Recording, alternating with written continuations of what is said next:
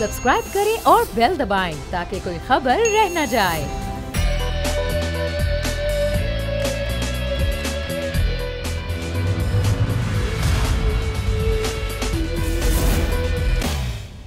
ईद मुबारक। बचपन में आप कैसे शरारती थे? इंसान था।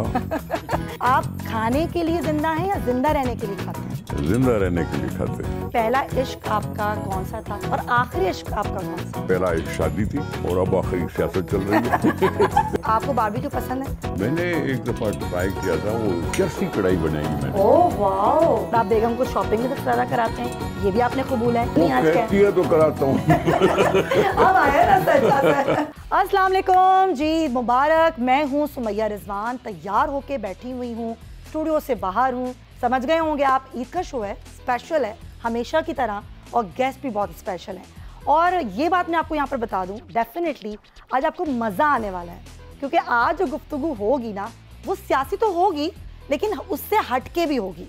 और ऐसी गुफ्तगू होगी, कुछ ऐसे सवालात होंगे जो कि यकीनन कभी आपके जहन में भी नहीं आए होंगे। मैं कुछ ऐसे चटपटे मज़ेदार सवालात इस चटपटी ईद में लेकर आई हूँ। मेरे साथ कोई और नहीं बल्कि पाकिस्तान पीपल्स पार्टी के सीनियर रहनुमा सेनेटर निसार खोड़ो साहब मौजूद हैं। अस्सलाम वालेकुम, ईद मुबारक। कैसे हैं आप? ठीक है, आपको भी बहुत शुक्रिया। आपको क्या कहूँ, बकरीद मुबारक। बकरीद सर, ईद कुर्बान, ईद अज़हा।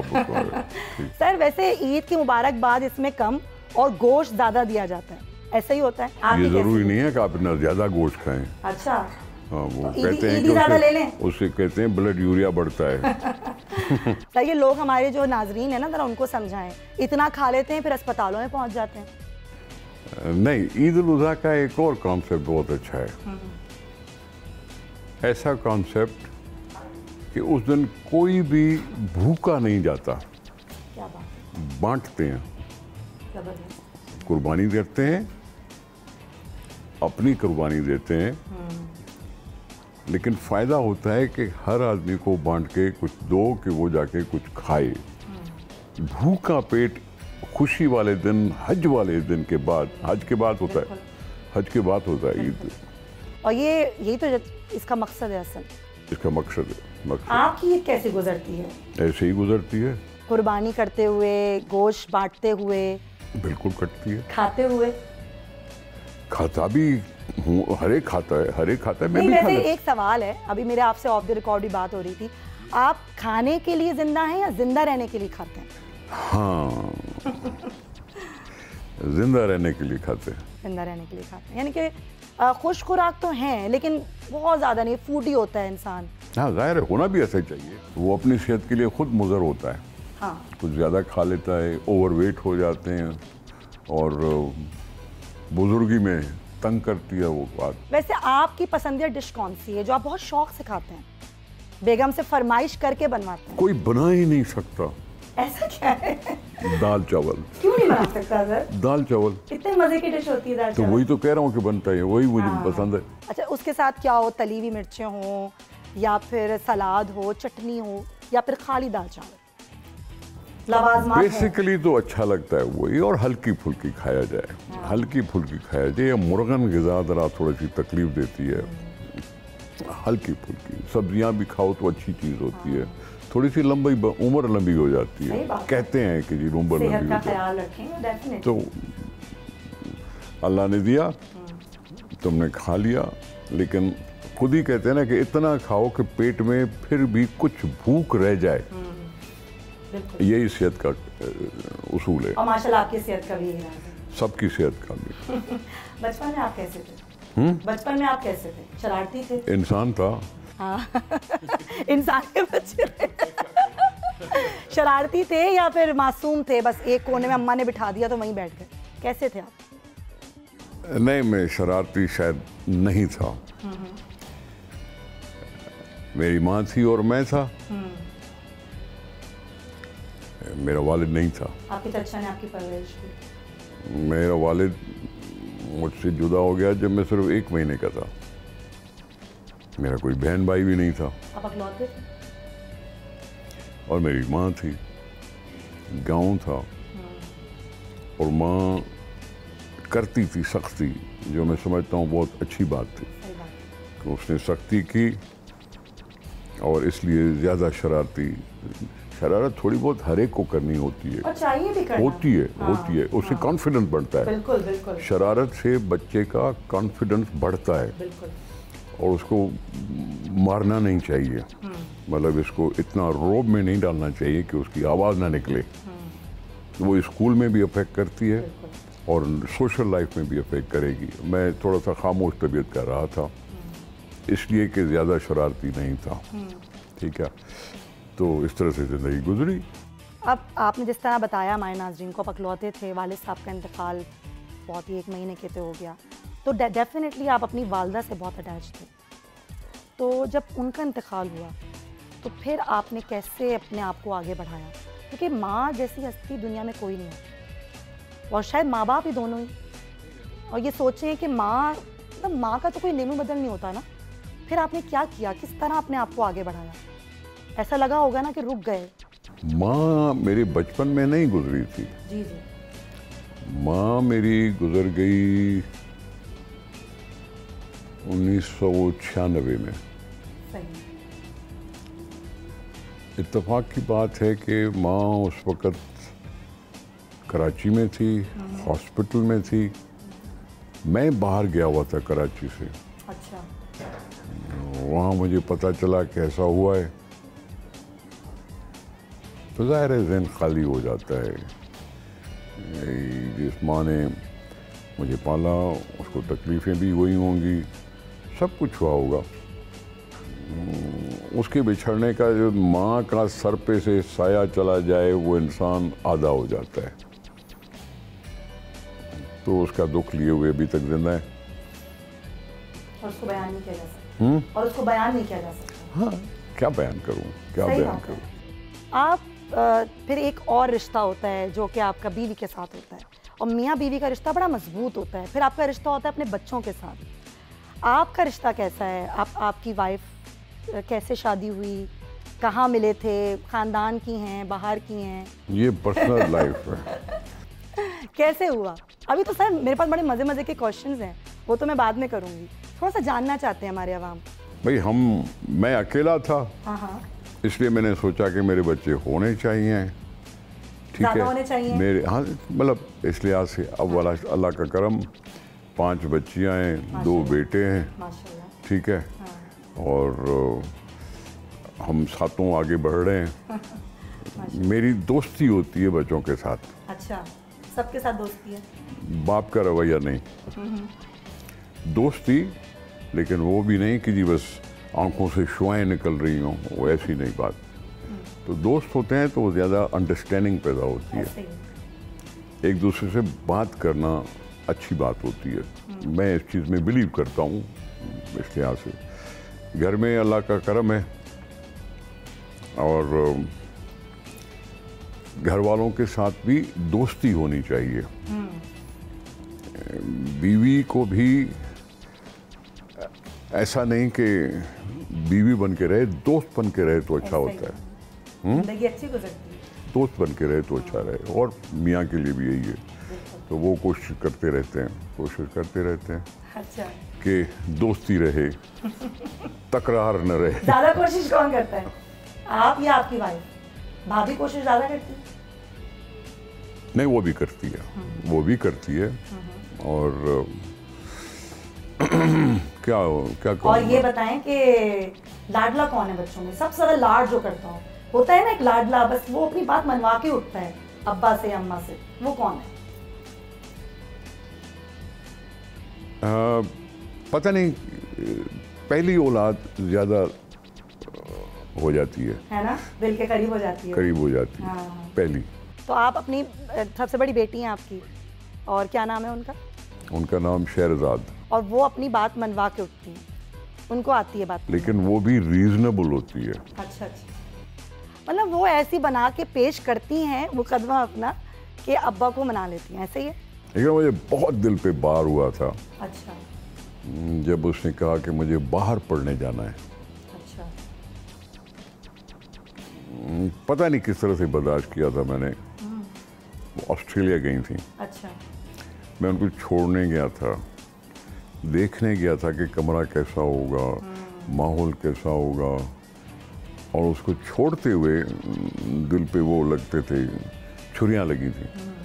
ये होता है बच्ची को बाहर पेड़ने भेजना, और लेकिन अच्छी बात है वो पढ़ लिख के अपने ज़िंदगी में ठीक रहीं, तो मुझे भी खुशी होती है कि चलो सक्सेसफुल। आपकी बहुत अच्छी बात है। मैं बताऊँ, बाप से बेटियां होती हैं क्लोज और होना भी चाहती हैं, लेकिन हर बाप नहीं हो पाता बच्चों से क्लोज। एक होता है ना, पहले ज़माने में तो अब्बा का रोब ऐसा होता था, अब्बा घर में दाखिल हुए सारे बच्चे कमरों में छुप जाते थे, हम यही सुनते आते थे। लेकिन आजकल थोड़ा डिफरेंट है ना, माँ बाप साथ बैठते हैं, बच्चों से बातें करते हैं, हंसी मजाक होता है, और ये अच्छा भी है। लड़कों से ताल्लुक़ कैसा है, बेटों से कैसा ताल्लुक़ है? बेटे अम्मा के करीब हैं या आपके करीब हैं? दिल में मेरे लाडले हैं, लेकिन मैं बोलता नहीं हूँ। वो वही बाप है ना जो कह नहीं पाते अपने इमोशंस। और लाडले समझदार भी है। अच्छा। मेरा बड़ा बेटा मोहम्मद मूसा नाम है उसका। अच्छा। है 11 साल का, 12 साल का, लेकिन बातें और इतने सालों के इंतज़ार के बाद हुआ। दूसरे का नाम मोहम्मद नवाज है। अच्छा। वो कुछ ज़्यादा शरारती है और उसकी शरारतें मज़ा देती हैं सबके साथ दोस्ती, जो भी बेटियां हैं बेटे हैं, घुल मिल के रहें तो अच्छी बात है। शिकायत करते हैं बाबा ज़्यादा टाइम नहीं देते, बिजी रहते हैं पॉलिटिक्स में, कहते हैं लड़कियां शिकायत करती हैं, बेटियां करती हैं, बेटे करते हैं। बेटियां मतलब ज़्यादा डिमांडिंग होती हैं, मुझे लगता है। आदत पड़ गई है। आदत डाल दी आपने? आदत पड़ गई है, आदत पड़ गई है, क्योंकि उनको पता है कि हम घर पे टिक के बैठने वाले न तबीयतन है और न बहालत मजबूरी भी हमें निकलना पड़ता है, जाना पड़ता है कि पार्टी संभालना, पार्टी के सारे जो कमिटमेंट्स हैं उसके पूरे करना, यहाँ पहुँचना वहाँ पहुँचना, जलसे करना, जुलूस करना, कभी एहतजाज करना तो कभी जेल जाना। ऐसा ही है। तो ये सब कुछ होता रहा है। वह 40 साल ज़िंदगी है सियासत में। हाँ, सही बात है। तो 40 सालों में तो पता नहीं क्या क्या कुछ हुआ होगा। सियासत आपका इश्क है? हाँ, एक लिहाज से इश्क है दो आपको, या बामकसद ज़िंदगी कहो। तो पहला इश्क अगर मैं कहूँ कि पहला इश्क आपका कौन सा था और आखिरी इश्क आपका कौन सा था? ये क्या बात हुई? पहला इश्क आप बता दें। सियासत था पहला इश्क मैं आपको निकाल देती हूँ मुश्किल से। नहीं, मैं ठीक है, कोई बात नहीं। पहला इश्क शादी थी, ठीक है, और आखिरी? और अब आखिरी सियासत चल रही है। पॉलिटिकल आंसर है ये तो। सेफ खेल गए आप, बहुत सेफ।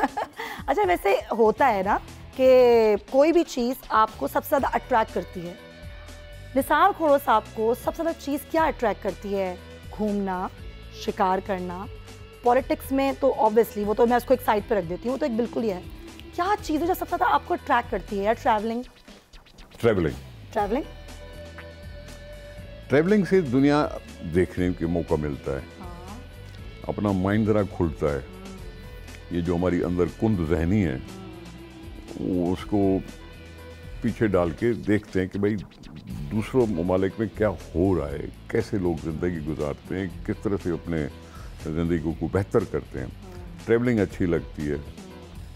बाकी रही आपकी शिकार करने की बात, वो वैसे भी सर्दियों में कुछ ना कुछ होता है। ये पास टाइम है एक्चुअली। मैं शिकार ज़्यादा इतना कोई पागल नहीं हूँ शिकार करने के लिए। टाइम पास है, अच्छा टाइम पास के करने के लिए चले जाते हैं, बस चले जाते हैं दोस्तों के साथ। बस उसमें शिकार में ये होता है कि भाई जिस दिन शिकार करते हो उस दिन कोई और चीज़ आपको याद नहीं रहती, बस शिकार पर ही तवज्जो रहती है। वैसे दोस्तों में कितना वक्त गुजारते हैं और दोस्तों में कितना वक्त गुजारते हैं? दोस्त कितने हैं आपके? कम हैं, ज़्यादा हैं? बड़ी गैदरिंग्स होती हैं, छोटी गैदरिंग्स होती हैं? होता है ना, एक दोस्त होता है या फिर बहुत सारे दोस्त होते हैं? कैसे आप मिजाजन? मेरा कोई भाई नहीं है, इसलिए सारे दोस्त मेरे भाई हैं।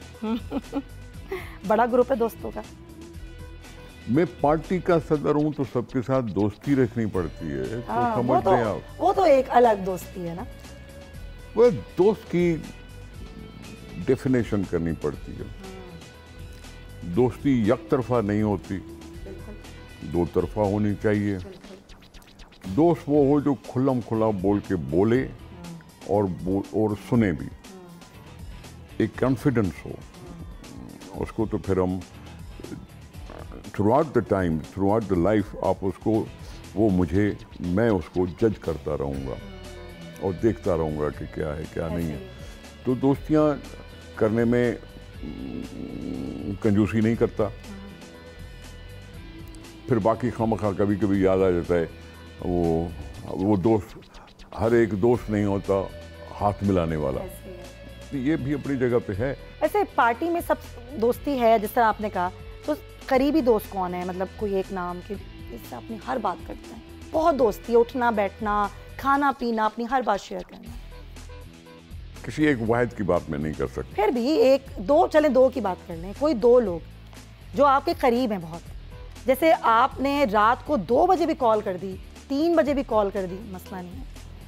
3 बजे मुझे कोई कॉल करेगा तो मैं कहूँगा चुप कर जा। नहीं नहीं, आप नहीं, आप कॉल करें किसी को, आपको कोई कॉल करे वो तो आप अलग मामला है, आप किसी को कॉल कर दें, ऐसा कौन है? या किसी के मैसेज का वेट होता हो आपको, दोस्त के, किसी के कॉल का इंतज़ार होता हो, कोई तो होगा ना ऐसा कि उसने मुझे बहुत दिन हो गए मैसेज नहीं किया, बहुत दिन हो गए कॉल नहीं की, कौन है ऐसा? इतना कहाँ टाइम होता है कि हम इस तरह से बैठ के सोचें? इतना टाइम ऐसा कोई दोस्त शायद इतना फारे ही नहीं रखा अपने आप को। भाई देखें, हमें जो बात समझ में, खोड़ो साहब दोस्तों के दोस्त हैं, खाना पिलाना, घूमना फिरना, है ना, ये सब कुछ चलता रहता है। अच्छा, वैसे पैसा सबसे ज़्यादा खर्च किस पे करते हैं? खर्च किस पे करते हैं? पैसा किस पे खर्च करते हैं या किस चीज़ पे खर्च करते हैं? सबसे ज़्यादा पैसा होता है ना किसी शख्स का, भाई इस पे खर्च होता है, आपका किस पे खर्च होता है सबसे ज्यादा? Honest answer. अपनी बेगमात पे। मैं बहुत शरीफ आदमी हूँ क्योंकि मैं शौहर हूँ। तो बेगमात पे ही खर्च होता है, पक्की बात है, भाभी से पूछूंगी। वैसे दोस्तों पे भी खर्च होता है ना? शॉपिंग करते हैं, शॉपिंग के शौकीन है? शॉपिंग यहाँ देखिए, शॉपिंग के ज़माने गुजर गए अभी।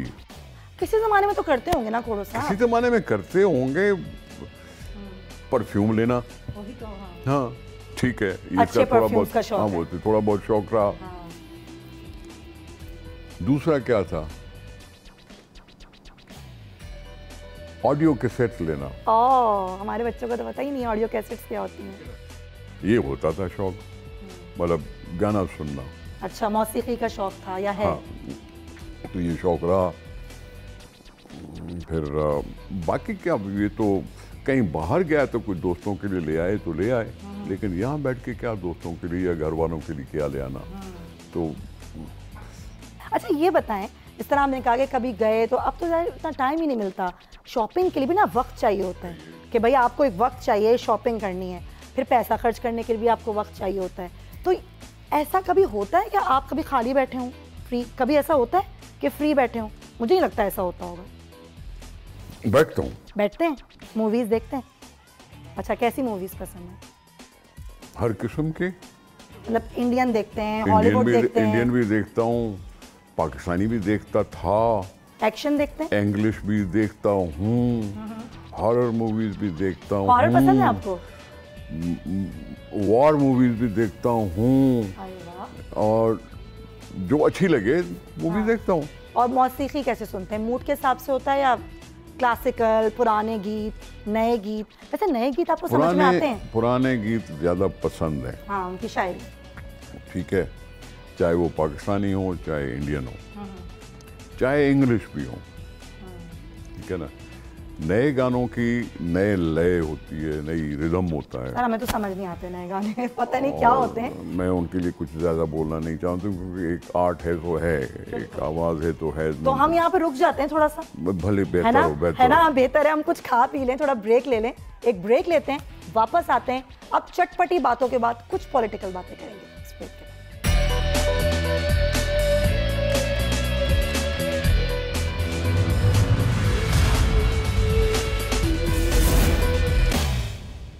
Welcome back.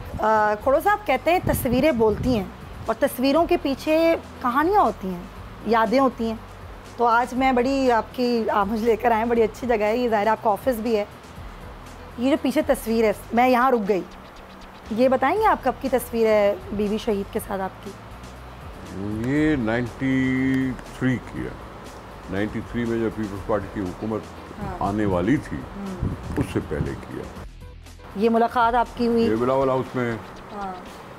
ये मैं बेनी साहब, ये मैं बैठा हूँ। ये हमारे बड़े सीनियर से एक उहदेदार हैं फेडरल काउंसिल के मेंबर लाल बख्श भुट्टो साहब। ये थे, सबके साथ मिल रही थी इसलिए हमसे भी मिली और फ़ोटो भी खिंच गया। ऐसी बहुत सी तस्वीर हैं। अभी एक हम आगे चलते हैं। अच्छा, वैसे अपनी सियासी ज़िंदगी, इतना लंबा करियर है आपका, कोई एक ऐसा वाक़या जो भुलाए नहीं भूलता सियासी ज़िंदगी का, आपके कभी आपके जहन से मादूम नहीं होता वो वाक़या, कोई एक ऐसा वाक़या? 18 अक्टूबर। ये वो तस्वीर है गालिबन? ये 19 अक्टूबर है। अच्छा, ये 19 अक्टूबर की है। ये 19 अक्टूबर है। हाँ। एक दिन हमला हुआ, कराची। दूसरे दिन बेनी साहबा ने प्रेस कॉन्फ्रेंस बुलाई बिलावल हाउस में। उस हमले के बारे में प्रेस कॉन्फ्रेंस की। ये दिन गुजर गया, हम बैठे थे। इसके दूसरे दिन फिर हम अस्पतालों में जाके पहुंचे और लियारी की गलियों में पहुंचे। जो शहीद हुए थे बच्चे, वर्कर शहीद हुआ था, उनकी वालिदैन के साथ ताज़ियत करने गए। लेकिन ये है तस्वीर 19 अक्टूबर की। ये 19 अक्टूबर की है। या। ये भी आपकी ये मुख्तलिफ औकात की तस्वीर है। तकारीब होती हैं, उसमें बैठते हैं, फोटो। 27 दिसंबर। ये 27 दिसंबर नहीं, ये है 18 अक्टूबर जब वो वापस आई थी। जब वापस आई। अच्छा, वापस आई थी। तो आप उनके साथ ही साथ थे। 27 अक्टूबर को?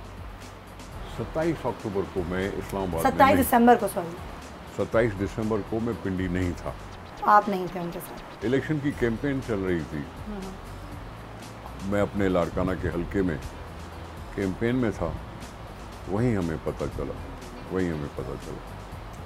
आपने तो वो वक्त देखा ना जब अभी आपने मुझसे बात की, जुल्फ़िकार अली भुट्टो साहब से लेकर फिर बेनज़ीर भुट्टो और अब आज की पीपल्स पार्टी, कितनी इवॉल्व हुई है पाकिस्तान पीपल्स पार्टी।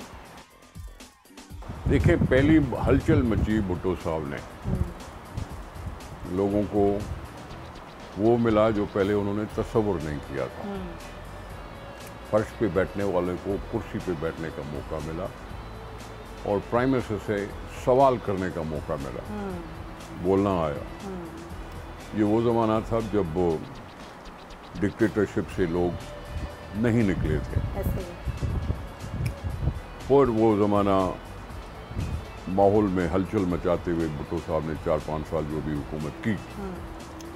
फिर आया सख्तियों का ज़माना, कोड़े, जेल, लाठियाँ, फांसियाँ, 10 साल मुसलसल लड़े। फिर आया बेनज़ीर साहबा का ज़माना, पहली खातून वज़ीर आज़म इस्लामी दुनिया की, लेकिन रहने नहीं दिया गया।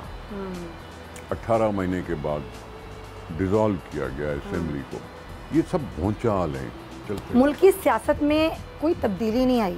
पीपल्स पार्टी कोई सीट एडजस्टमेंट करेगी नून लीग के साथ आगे इलेक्शंस में? नून लीग के साथ इस वक्त तक हमारा अपने प्लेटफॉर्म से इलेक्शन लड़ने का ऐलान है। जी हाँ। हम अपने बलबूते पे चलेंगे।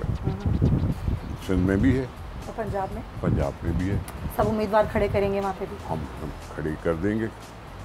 जीतेंगे कितना ना जीतेंगे वो और बात है, लेकिन हम अपने प्लेटफॉर्म से, और PMLN ने भी यही कहा, हम अपने प्लेटफॉर्म से खड़े होंगे। ठीक, टेबल की तरफ चलते हैं, कुछ खा पी लें सर। ईद का मौका है तो आज देखते हैं खोड़ो साहब ने हमारे लिए क्या बनवाया है। मैंने बड़ी कोशिश की, अल्लाह करे आपको अच्छा लगे, खुद हाथों से बनाए। जी जनाब, और हम यहाँ बैठ गए टेबल पर। बहुत तकल्लुफ़ कर लिया खोड़ो साहब आपने। नहीं, मैं अपनी पसंदीदा डिश आपके लिए नहीं बना सका। अरे नहीं सर, बाकी ये थोड़ी बहुत मैंने अपने हाथों से बनाने की कोशिश की है। अल्लाह करे और उम्मीद है कि आपको अच्छा लगे। मुझे बहुत अच्छा लगेगा। I would love it. आप क्या पसंद करेंगे? सर आप क्या खाते हैं शौक से? इस बहाने वैसे मैं पूछ तो चुकी हूँ आपसे। पहले तो ये खा लूँगा मैं। अच्छा, वैसे आपको बारबेक्यू पसंद है? जी हाँ। अच्छा, आप खुद कभी बारबेक्यू करते हैं? कभी दोस्तों के साथ बैठ के बारबेक्यू किया आपने? मैंने एक दफ़ा ट्राई किया था, वो देख के वो जो टीवी पे या दूसरे व्हाट्सएप पे चलता है, चरसी कढ़ाई बनाई मैंने। ओह वाओ, अच्छा, वो तो बहुत यमी होती है। आप लेना प्लीज। और नाश्ता बना सकता हूँ। हाँ, नाश्ता बना सकता हूँ। क्या बना सकते हैं नाश्ते में? ऑमलेट बना सकता हूँ मैं। हर तरह का ऑमलेट बना लेते हैं, पाकिस्तानी? हर तरह का। ठीक है, वो बना ले सकता हूँ। बेगम को नाश्ता करवाते हैं? बेगम को नाश्ता करवाते हैं? कभी बेड टी दिए थे जाके बेगम को? हाँ, अच्छा, ज़बरदस्त भाई। तो क्या बेगम को नाश्ते में क्या, ऑमलेट के साथ क्या, पराठा, ब्रेड, चाय? पाकिस्तान में सबसे ज़्यादा हैवी खाना नाश्ते पे ही बनता है। पराठे, पूरियाँ, हलवा, पाए, निहारी और मगज। सब कुछ सुबह ही खा लेते हैं यहाँ पे लोग? नहीं, मैं नहीं खाता। अच्छा, इसलिए मेरा नाश्ता उठते हुए 4 गिलास पानी पीता हूँ। जबरदस्त। फिर आधे घंटे के बाद एक बॉइल्ड अंडा। अच्छा, सिर्फ। अच्छा, उसकी जर्दी भी नहीं। Oh my God, strict. और थोड़ा सा फ्रूट। एक कप चाय। That's it? और आपको भूख नहीं लगती? नहीं लगती। और उसके बाद नेक्स्ट मील की बारी कब आती है? 3 बजे, 2 बजे, 4 बजे। 3 बजे? जब मिले। कोई पराठा नहीं है, कोई रोटी नहीं है इसमें, कोई ब्रेड नहीं है, व्हीट का कोई आइटम नहीं है नाश्ते में। वो एक बॉयल एग है, जर्दी साइड पर है, ठीक है, और फ्रूट्स हैं। मैं ज़रा लिख रही हूँ डाइट प्लान ज़रा, मैं भी नहीं, वैसे आपको बिल्कुल भूख नहीं लगती 3 बजे तक? नहीं लगती। थकावट भी नहीं होती? बीच में चाय पीते हैं ना, तो चाय तो बीच में चाय पीते तो भूख नहीं लगती फिर। वैसे कराची वाले हैं ना, गम है तो चाय, खुशी है तो चाय, गर्मी है तो चाय, सर्दी है तो चाय। सर हम लोग वैसे बी पॉजिटिव या ए पॉजिटिव, हम लोग टी पॉजिटिव हैं। ये बात सही है ना, हमारी रगों में चाय दौड़ती है। नहीं लगती। ऐसा नहीं है? अच्छा, और कॉफी? कभी कभी अगर पीता भी हूँ तो ब्लैक कॉफी। राइस है जिंदगी में दाल चावल के अलावा? पुलाव, बिरयानी, कोरमे? हाँ, पुलाव भी अच्छा लगता है। और क्या कहूँ, सब्जियां ज़्यादा अच्छी लगती हैं जो मैं बना नहीं सका। दाल अच्छी लगती है जो मैं बना नहीं सका। सर वो तो कोई मसला नहीं है ना। आप देखें, आप एक इंतहाई शरीफ आदमी हैं, क्योंकि आप बेड टी देते हैं अपनी बेगम को। बेड टी अपनी बेगम को देते हैं, अभी आपने कबूला है। और आप बेगम को शॉपिंग भी सबसे ज़्यादा कराते हैं, ये भी आपने कबूला है। ये सारी बातें आपने कबूल नहीं आज कहती है तो कराता हूँ। अब आया ना सच। लेकिन देखें, अगर एक शौहर अपनी बीवी को बेड टी पेश कर रहा है, बेड टी? सर आपने अभी कहा मैं बेड टी पेश करता हूँ। खुदा का वास्ता है। अभी आपने कहा, अभी कैमरे पे रिकॉर्ड हुआ। सुना नहीं मैंने।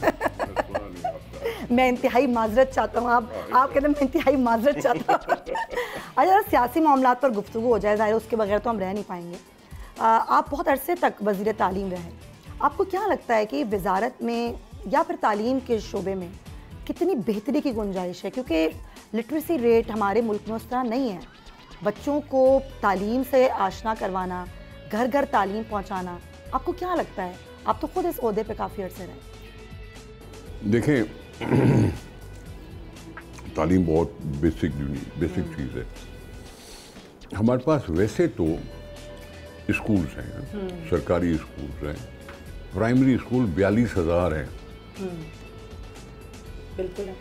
Middle school, high school, colleges मिलाओ तो 49,000 हो जाती हैं इदारे। इसके अलावा प्राइवेट स्कूल्स हैं, वो भी हज़ारों में हैं। ऐसे ही। इन दो चीज़ों के अलावा हमारे पास एक और प्रोग्राम है, सिंध एजुकेशन फाउंडेशन।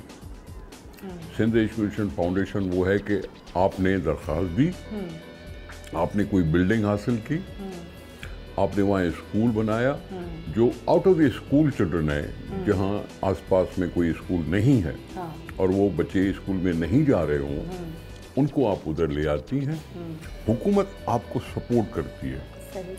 पर चाइल्ड यानी पर हेड पर मंथ आपको स्टाइपेंड मिलता है। सही। पहले 600 रुपए होता था। अच्छा। एक बच्चे के लिए। अच्छा। तो पहले 300 होता था, अब 600 700 हो गया। अब कर दिया गया 300 रुपया पर हेड पर चाइल्ड। वहाँ आप स्कूल में थोड़े से फर्नीचर रखेंगे, टीचर एम्प्लॉय करेंगी आप। इस तरह से भी सैकड़ों स्कूल्स हैं जो इस तरह की एजुकेशन दे सकते हैं। लेकिन फिर भी लोग स्कूल से बाहर हैं, बच्चे स्कूल से बाहर हैं। वो दूसरे मसाइल होते हैं कि अगर स्कूल जाएं तो टीचर तो हो, अगर टीचर गैर हाजुर तो बच्चे गैर हाजुर, और फिर टीचर आए तो वो पढ़ा लिखा हो कि अच्छी तरह से पढ़ा सके। ये इश्यूज दर इश्यूज है। इसी रुख की मैं बात करने लगी थी। घोस्ट टीचर्स एक बहुत बड़ा मसला है। वो इसका ही मसला आया था, जिसके लिए मैंने इंट्रोड्यूस किया था बायोमेट्रिक सिस्टम। बायोमेट्रिक चलता है अब चलता है हर जगह। जिस टीचर की पोस्टिंग जहाँ है उसको वहाँ होना चाहिए। बिल्कुल ठीक है, और बायोमेट्रिक वहाँ हो, और उसकी तनख्वाह भी उसी बायोमेट्रिक से चलती है, आईडी उस बायोमेट्रिक से चलती है, और उसको वहाँ जाना पड़ता है। ये पहले नहीं होता था और अखबारों में भरी आती थी चीज़ें, गोस्ट स्कूल, गोस्ट टीचर्स। इसके बावजूद काफ़ी सारे स्कूल हैं जो फिर भी बंद हैं। ऐसा ही है।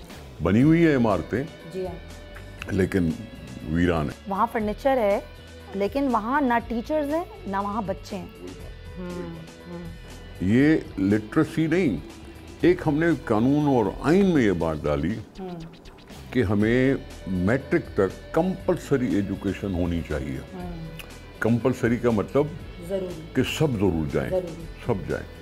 उसको इन्फोर्स करने की एक तकलीफ है हमारे पास कि जी हम उसको इन्फोर्स नहीं कर पा रहे हैं कि जी हर एक बच्चा स्कूल में जाए। मुफ्त तालीम है, मुफ्त किताबें हैं सरकारी स्कूलों में, ठीक है, कोई फीस नहीं। मैट्रिक तक तो कॉन्स्टिट्यूशन में लिखा हुआ है फ्री एजुकेशन। हमने तो उसको सिंध में इंटरमीडिएट तक फ्री कर दिया है। कहना यह है कि ये सारी चीज़ों को कि इस एजुकेशन में आए लोग, एजुकेशन में बच्चे जाएं। वहाँ वालिदैन की थोड़ी सी कमज़ोरी है कि टीचर से राब्ते में नहीं होते, और डिपार्टमेंट की भी कमज़ोरी है कि वो टीचर्स पर इतनी कड़ी निगाह नहीं रख सकते। पहले समोसा खाएं। बिल्कुल सर, आप भी ले समोसा, थैंक यू। आपको कौन सा ओहदा मिलेगा? हुकूमत पीपल्स पार्टी की आई, इलेक्शंस का साल है, इलेक्शंस होंगे। मिलेगा? नहीं मिलेगा। जब इलेक्शंस हो जाने के हाँ, बाद उसके बाद की बात कर रहे हैं। ये मेरे से ना पूछें, हम पार्टी के लोग हैं। पार्टी ने माशाल्लाह सिंध का सदर बनाया हुआ है। जी बिल्कुल। इससे पहले मैं मिनिस्टर भी रहा, मैं गवर्नर भी रहा, मैं स्पीकर भी रहा, ये सब कुछ रहा। और ये कहना कि क्या मिलेगा, हम इस कंडीशन के साथ नहीं होते पार्टी में कि ये मिलेगा या नहीं मिलेगा। अनकंडीशनल होते हैं। जो पार्टी का फैसला होता है उस फैसले करते वक्त अपनी आर्ग्यूमेंट्स कर सकता है बंदा, अपनी राय दे सकता है, राय दे सकता है। लेकिन जब फैसला हो जाता है, मुझे टिकट ना भी मिले तो मैं मान लूंगा। और ये जो मोहब्बत का सिलसिला है पीपल्स पार्टी से बहुत पुराना है। हमेशा से। क्यों पीपल्स पार्टी ही क्यों? इसी जमात को आपने क्यों चुना? मैंने पीपल्स पार्टी ज्वाइन की जब ज़ियाउलक था। जी हाँ। आप क्या चाहती, मैं ज़ियाउलक को जाता? नहीं जा सकता था।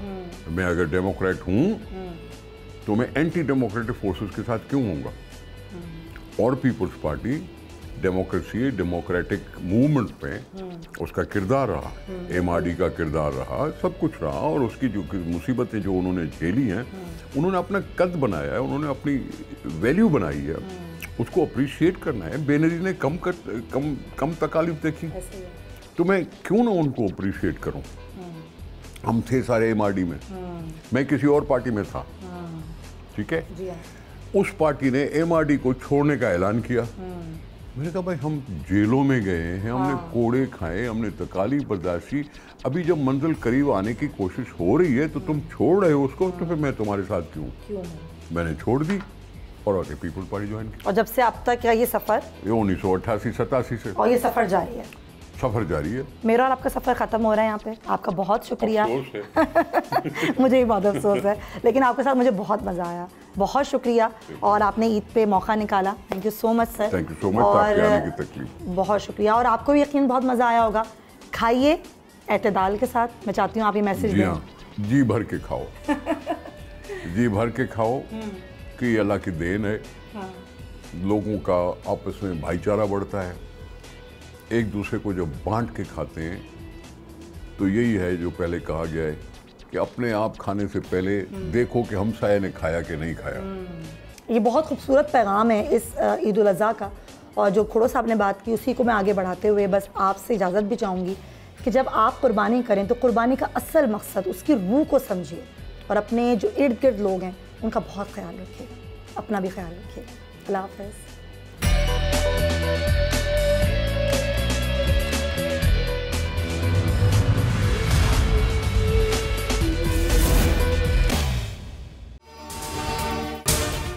अगर आपको ये वीडियो पसंद आई है तो सब्सक्राइब करें और बेल आइकन पर क्लिक करें।